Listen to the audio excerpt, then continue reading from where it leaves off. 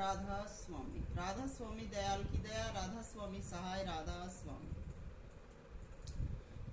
मैंने सविता राधा स्वामी ने खुदा से मिलकर सत्संग बनाया है, सत्संग किया है। तो सत्संग मार्ग अलग है। अगर सत्संग में न्याय नहीं है तो समझो पेट पालने का सौदा है। पेट तो दुनिया में काम करके कहीं भी भर सकते हैं, क्यों गुरु के परपच्चों में फंसे। मैं सविता राधा स्वामी दूध में दूध का दूध व पानी का पानी अलग करती हूँ। अगर कर्म की सजा या फल जीव को सही नहीं दिया तो खुदा का कानून तोड़ना है व अन्य जीवों को परेशान करना है। खुदा का कानून गुरु भी तोड़ता है तो गुरु को भी मार खानी पड़ेगी। इसलिए हर जगह खुदा की रजा को ध्यान में रखकर बर्ताव करें। गुरु भी खुदा की रहनुमाई में कार्य करता है। सबसे बड़ा स्थान खुदा का ही है। खुदा ही गुरु बनाता है। मैंने सविता ने जीवन में गुरु से बढ़कर कोई नहीं माना, क्योंकि संसार सागर व गुरु डागर से बाहर निकलना था। जो भी कहा वही किया। चाहे वर्षों पड़ी चिल्लाई हूं, पर मैंने जीवन में गुरु के आगे ना करना कभी नहीं सोचा। मगर मेरा अब जब गुरु का व्यवहार देखती हूँ और प्रकृति को तबाहमान देखती हूँ तो गुरु से नजरिया बदल गया है।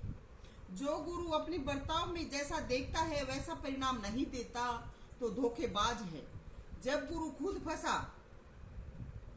बैठा है, सच और झूठ का साफ निर्णय नहीं दे सकता, तो गुरु समझो कहीं फंस गया है और पाप बुराई उसको बोलने नहीं देती।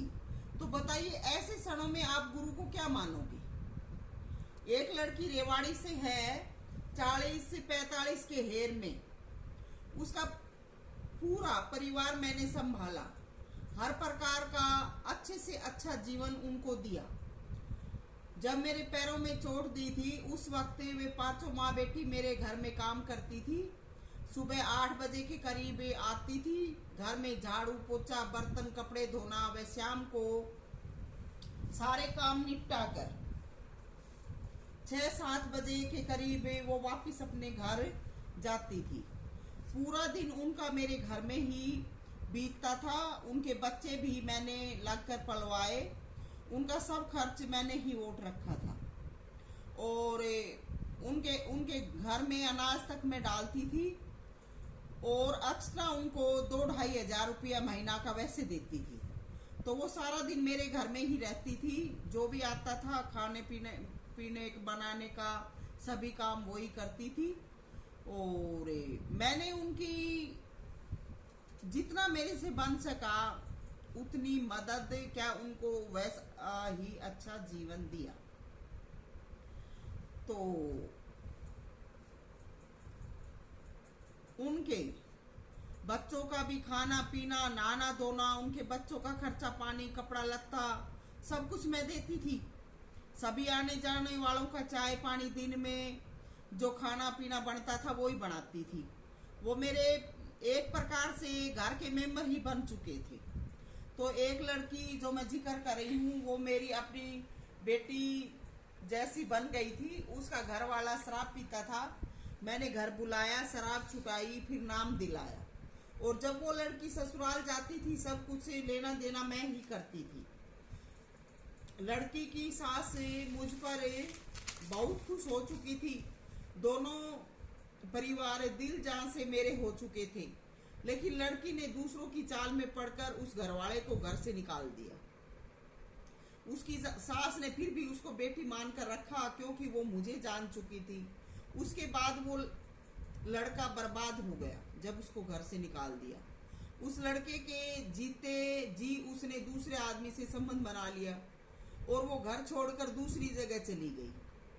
अपने छोटे से बेटे को अपनी माँ के पास छोड़ गई और मेरे आगे उन्होंने कई काम के पर्पज से बता दिया। अब वो माँ तो उसकी गुजर गई है। उसने भी सत्संग की संपत्ति हड़पनी शुरू कर दी थी और बेटी के केस में वो शामिल थी। उसका पति घर से निकालने पर और दूसरे आदमी से उसके संबंध जानने पर मर गया। मरा हुआ पाया। उसने सत्संग वचन को तोड़ा, साथ में पति की हत्यारी बनी और अब वो फिर रेवाड़ी में आकर रहने लगी। 8-10 साल बाद अब रेवाड़ी के सत्संग में वो माँ बेटी हमारे गुरु से मिली हंस हंस कर। मैं पूछती हूँ, क्या गुरु का ये बर्ताव सही है? मैं सविता राधा स्वामी ऐसे गुनाहगार को माफ नहीं कर सकती। मैंने अपने हाथों से सबको पाला, यानी गरीबों की जी जान से मदद की। मैं पूछती हूँ, गुरु ने किस वजह से ठहाके लगाए उसके साथ? सविता राधा स्वामी जवाब मांगती है, और मिलन क्यों किया उनसे? क्या पैसा ही सब कुछ है? जो बेटा बेमौत मरा, उस लड़की का पति, उसका हिसाब कौन देगा? जिस पुत्र को बचपन में छोड़ दिया, उसको माँ का प्यार मिलना चाहिए था, उसका हिसाब कौन देगा? उसको पिता का प्यार मिलना चाहिए था, उसका हिसाब कौन देगा? जो बेटी ऐसे हालातों में माँ के साथ पली और साथ रही, उसमें कौन से विचार और ख्यालात होंगे? ये लेखा कौन लगाएगा? उस बेटी का क्या भरोसा है? वो सत्संग की आड़ में क्या करेगी? मैं सविता राधा स्वामी गुरु से हिसाब मांगती हूँ। गुरु मुझे आगे क्यों पूछे? मुझे गुरु आगे क्यों पूछे? क्योंकि आजादी में भंग पड़ता है। खुदा की ड्यूटी ली है तो अपने आप को खुदा के वसूलों में बांधना व बांधे रखना होगा। सविता को आवारगी पसंद नहीं है। गुरु अगर हर बात मर्यादा में रहकर निभाए तो सविता साथ है। जिस पल गुरु मर्यादा भंग करते हैं, सविता उस पल पास नहीं होती। गुरु गुरु करने से गुरु नहीं बनता। अपनी ड्यूटी सब प्रकार से नियमों में निभाने से गुरु बनता है, नहीं तो गुरु गर्क बन जाता है। सविता भुगत भोगी है, डिफर नहीं है। बहुत छान कर पी रखा है सब कुछ, इसलिए सब कुछ कहती है। तो गुरु को चाहिए कि जो भी करे हर चीज को देख परख कर करे, ताकि सत्संग में व्यवधान न पड़े और हमारा जो खुदा का जो कानून है, जो प्रकृति है, उसमें व्यवधान न पड़े। सविता मोजादीन, राधा स्वामी।